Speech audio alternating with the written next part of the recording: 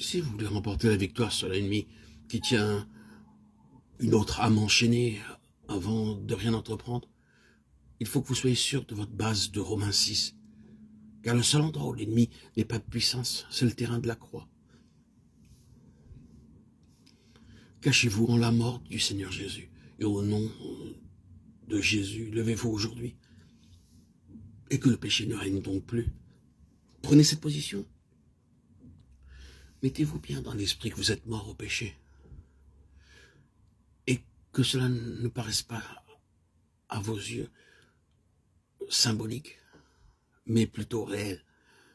Intégrez-le. Vous êtes mort au péché. Et ainsi, Dieu vous révélera ses plans d'action pour vous.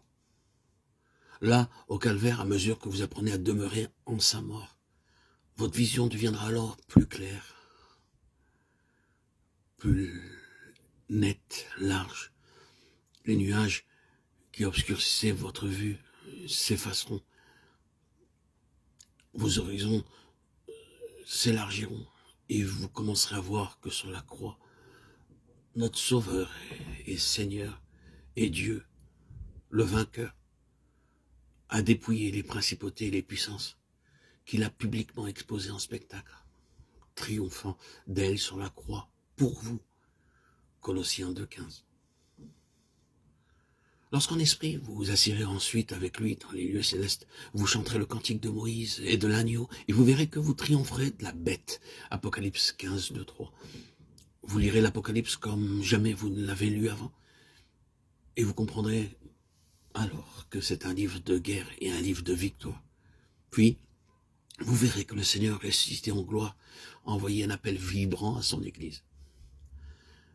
À celui qui vaincra, dit-il, venez, montez. À celui qui vaincra, je lui donnerai à manger de l'arbre de vie, même s'il habite où Satan a son trône. À celui qui vaincra, je lui donnerai puissance sur les nations. Parce que tu as gardé ma parole et que tu n'as pas renoncé à mon nom. À celui qui vaincra, je le ferai asseoir avec moi sur mon trône, comme j'ai vaincu et me suis assis. Et celui qui était assis sur le trône dit, voici, je vais faire toutes choses nouvelles. Apocalypse 21, 15. Celui qui vaincra héritera toutes choses.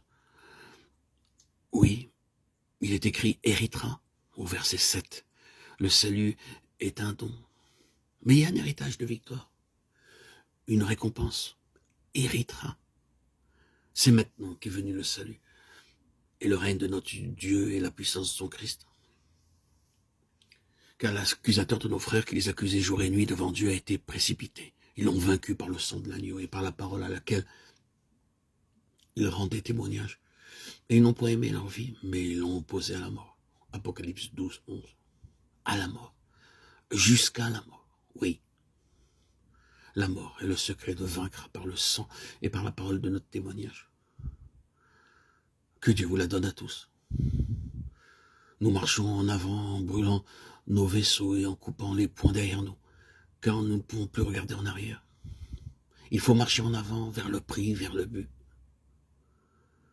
Si le Seigneur veut faire de vous un pionnier et que vous puissiez faire voir aux âmes la gloire du Seigneur ressuscité, la victoire sur l'ennemi et la victoire de sa mort, vous frayez le chemin pour eux comme le Seigneur Jésus le fit pour vous. Suivre ses pas, et elles suivront les vôtres aussi. Que le Seigneur vous compte parmi ceux qui lui conduisent les âmes pour sa gloire.